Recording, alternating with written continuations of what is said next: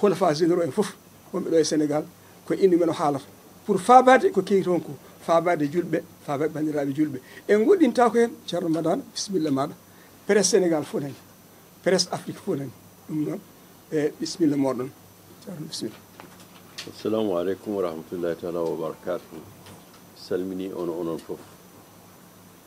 onon ɓe allah teddini haala mon e alquran wa laqad wassalna lakumul qawla ka ɗo haale ɗo kala ɗo neɗɗo wawi wonde aduna yetto ɗum beltima no fewi. sëriñ bi mu ngi wax ne asalaamaaleykum wa rahmatullah nee na mu ngi leen nuyu yéen ñëpp di leen nuyu yéen ñëpp yéen waa presse bi yëpp comme ni mu ko waxee si nasu alquran bi wa laqad wassalna lakumul qawla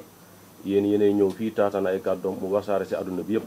neen loolu bëgg na si lool. jonne nde ko ɗo e ko sarifi ni galle ceerno Mountaga Ahmad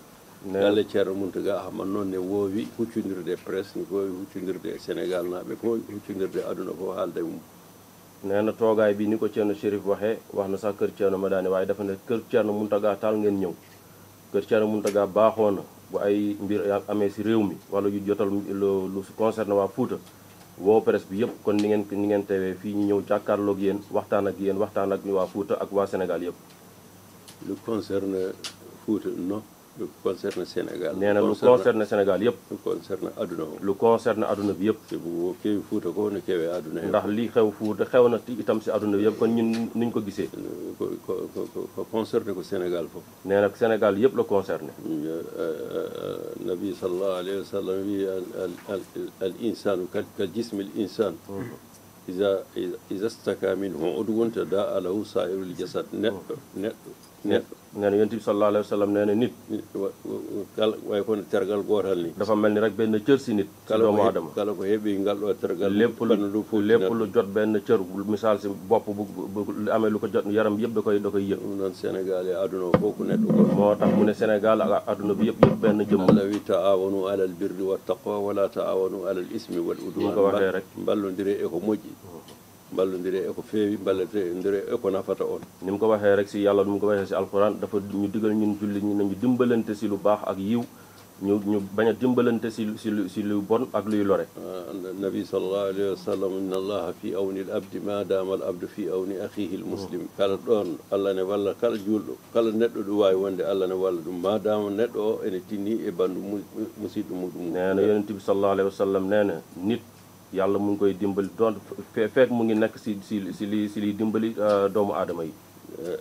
min kalowo ɗo komi nelaɗo komi nelimi ko hulafa mawɓe meɗen mawɓe diine ɓe. nee na moom mii di jëkkati kàddu moom dañ ko yónni rek nee na suñu xalif généraux yi dëkk bi yëpp ñoo ko yónni si seen lammin lay wax. ceerno Basiru Mountaga Taha Tall to Louga ceerno Mountaga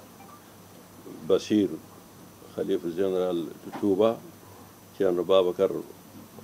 Mansour si khalifa Tijaniya ceerno Ahmad Tidiane Ba to Madina Gounass ceerno Mahi Niass to Kaolack khalifa Seneba khalifa Ndiassane khalifa ceerno Mouhamad Lamine Dumga khalifa ceerno Samassa khalifa ceerno Aliou Thiam e dendagal khalifa Layen e dendagal hulafa on leydi ndi e dendagal moƴƴuɓe leydi ndi koye konngol maɓɓe kalata mi ɗo wona e konngol am min tan ɓeɗo fof ne ndendi kadi ko kalatmi ko kala goto e maɓɓe e ɗum ne woƴƴi ɗum ene tuusi ɗum. nee na kaddu yi mu yëkkati nu mu ko waxee rek du kaddoom moom nee na ñu fi toogal muy xalif généraux yi si seen làmmiñ lay wax ñi mu fi tudd ñii ñoom Serigne Mountakha Bachir ñoom Serigne Babacar Sy Mansour suñu xalifa bi nag fii si Laayeen waa Madina Gounass waa Fuuta yëpp xalifa yi fa nekk nee na ñoom ñëpp lay wax si seen kàddu ndax ñoom ñëpp lii am nii si réew mi ñoom ñëpp da leen yitteel soxal leen moo tax moom muy wax seen kàddu ñu yebal ko. ɓayri noon ɗo ko capital. nee na comme nag fii si capital lañ nekk. ko min ɓe lomtini yomi. nee na moom lañ yebal na wax ak ñëpp. oɗo communiqué mo ganduɗa kala neɗɗo gonɗo e nder leydi he halle hay so yalti leydi ndi so tan nani konngol ngol ene concerné ɗum. nee na communiqué bii wala li ñu fiy jàllale képp koo xamante ni doomu réew mi nga nekk si biir réew mi wala nga nekk si bitim réew lii concerné na la. so tawi ndiyam ɗam jippima alhamdulillahi en jetti Allah Allah jippinɗo toɓo ko yurmede ndiyam ko yurmede ko faabu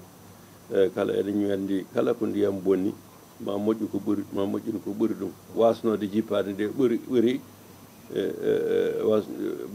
ɓuri ko ɗum bonni ko nee na ñu ngi sant yàlla si ndox mi wàcc nee na ndox yërmande la ndox lépp lu mu yàq incha allah dina defar lu ko ëpp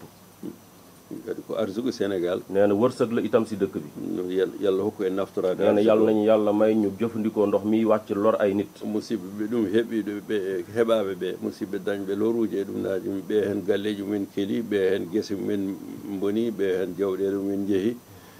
donc ɓayri bandiraɓe maɓɓe woɓɓe ene keddi ɓen ne mbawi wallodirde e maɓɓe kamɓe heɓaɓe ɓe kala goɗɗo neɗɗo ɗo tolni e ko wawi e kala ko jogui yawaka haydara rendine so rendinama ɓe ballite e ko haalate ɗo ko état o e hoore mum enen ewna hen yo yawnu junggo muɗum faabo yimɓe ɓe omde affaire uji ɗi miskineɓe heddiɓe commerçant ji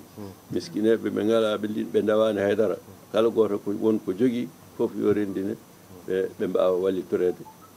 kamɓe ne ɓe tina won bandiraɓe maɓɓe julɓe ne jooɗi e sara maɓɓe nee na mu ngi massawu de mboolam ñoo nga xamante ne loolu nañ si mbir mi ñi nga xamante ne ñàkk nañ seen bakkan ñi nga xamante ne ñàkk nañ seen ay jur ñi nga xamante ne ñàkk nañ ci seen ay tool yu yàqu noonu ñooñu ñëpp mu ngi leen di massawu si turu xalifa yëpp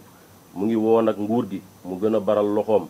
si kaddu xalif généraux yëpp mu ngi woo nguur gi mu gën a baral loxoom si assisté ñi nga xamante ne ñoo lor si mbir mi mu ngi woo bépp homme d'affaires bi nekk si réew mi ak bitim réew dégg annonce bi mu ngi woo bépp commerçant bépp nit koo xamante ni ku amul dara sax mu ngi lay woo ci sa pas-pas ci sa jàppandal ci li nga yor wala si sa xalaat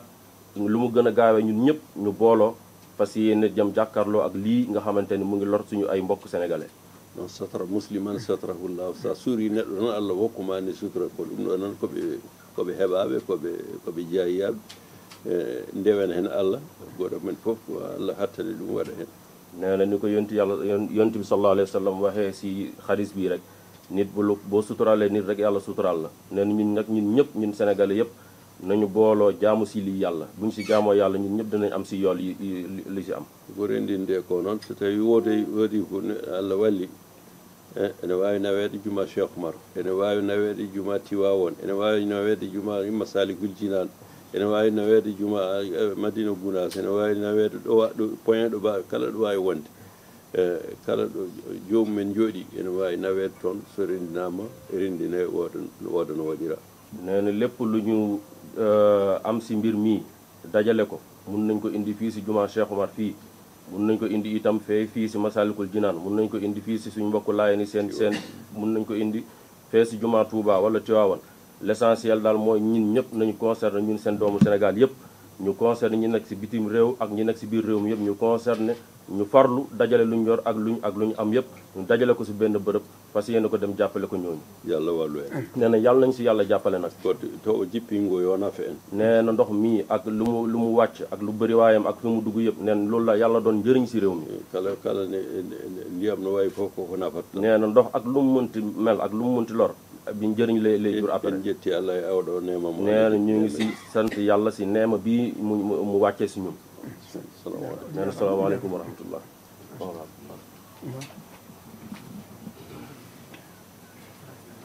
en français. Cheikh Oumar Sy va faire ala jogi ɗon de la version. ala accuɗo accuɗaro o noon ala ganto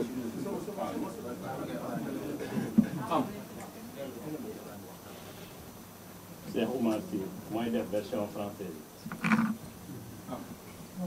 Le résumé de la version française, assalamu alaikum.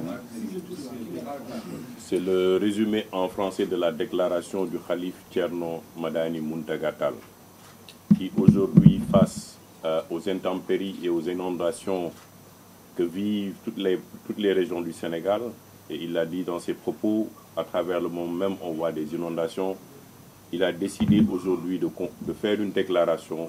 pour appeler tous les Sénégalais d'ici et de la diaspora à un moment de compassion, à un moment de solidarité envers toutes ces populations qui aujourd'hui sont sinistrées et déplacées, que ce soit dans la région de Saint-Louis, Podor, Matam, mais aussi à Bakel et à Tambacounda.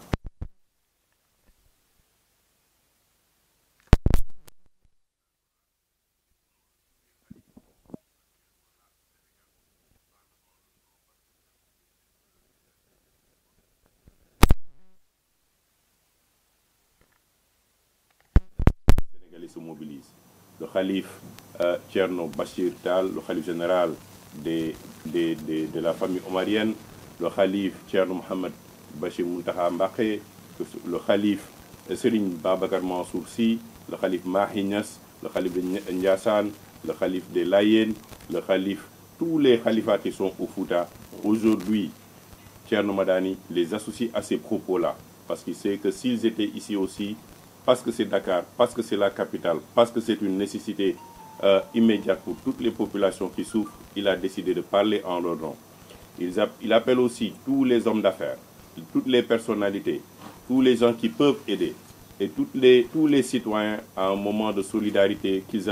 amènent tout ce qu'ils ont, que ce soit de l'eau, des matelas, des habits, des médicaments, qu'ils puissent les amener dans les mosquées dédiées, soit à la mosquée omarienne, soit à la mosquée de Massalikul Jinan, soit à la mosquée de Tivaouane, quel que soit l'endroit où on peut vraiment mettre en relation tous ces dons qu'on peut amener chez les sinistrés. Thierno Madani demande à ce que les gens aujourd'hui se mobilisent pour qu'on puisse aider. Il a dit aussi que chaque musulman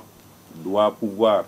aider son prochain. Et c'est dans ces moments-là, il n'y a pas que l'État qui peut faire. Même s'il a demandé à l'État de fournir plus d'efforts, de mobiliser plus de personnel, de mobiliser plus de moyens, il demande aussi que les citoyens en fassent autant, parce que c'est une solidarité nationale et c'est un vécu qui est en train d'impacter tous les sinistrés dans ces zones que j'ai citées à travers le Sénégal. Il rappelle toutefois que ces intempéries-là sont liées aussi au changement climatique, mais aussi c'est un don de Dieu d'avoir de l'eau. Que la pluie vienne, ça c'est un don de Dieu. Il dit que c'était pire qu'on ne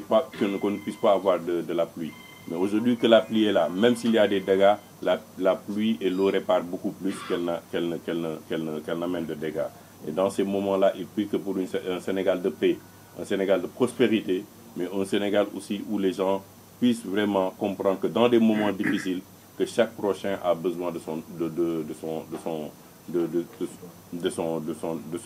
frère ou de sa sœur. Et dans ces propos-là, vraiment, il associe la diaspora aussi, parce qu'elle joue un rôle important et qu'on sait que dans ces zones-là, beaucoup de leurs familles sont à l'extérieur. Il leur demande aussi d'amener leurs appuis et qu'ils seront d'ici la fin de la semaine, qu'on puisse rassembler tout ce qu'on a, qu'on fasse vraiment une grande délégation avec tout ce qu'on a pu mobiliser et qu'on amène ça, que ce soit du riz, que ce soit beaucoup, surtout qu'aujourd'hui, il y a des problèmes d'eau, il y a des problèmes de salubrité, que les Sénégalais se mobilisent autour de ce moment de solidarité nationale pour le bien-être des Sénégalais qui sont dans ces régions-là. Je vous remercie. Société CSE waɗi hen doole mawɗe toon won guure janoɗo ha daari enen ndiyam ɗam nde naata ɓe gaari ɓe mbaɗi hen dikuji mbaɗi hen ɗum ko wayno on société fof ene yette jarama kamɓe waɗɓe ɗum ɓe. Il dit aussi qu'il donne l'exemple de la société CSE qui, dans des moments difficiles, a vu qu'il y a des villages qui allaient être emportés par les pluies diluviennes, mais qui sont venus et qui ont mis une digue sur place et cette digue-là a permis de sauvegarder les villages environnants. Oui, il a dit aussi beaucoup de volonté, de personnes de volonté ont acheté des sacs de sable, ils ont offert là-bas, dans ces régions-là, pour pouvoir vraiment freiner les inondations dans les foyers. Et ça aussi, il remercie toutes ces bonnes volontés-là qui se sont manifestées très tôt pour amener leur appui.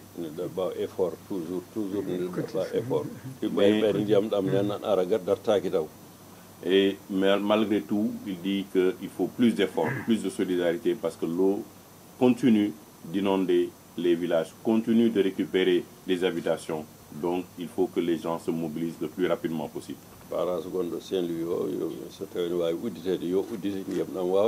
Il dit aussi, il demande aux autorités de voir la possibilité que le barrage qui est à Saint-Louis soit ouvert pour que l'eau puisse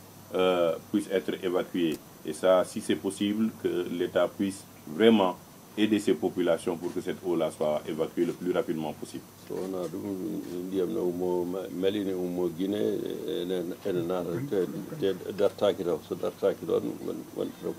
Et puis il dit qu'il y a beaucoup d'eau qui vient en Concorde du Mali et des pays avoisinants. Donc si cette digue-là n'est pas ouverte,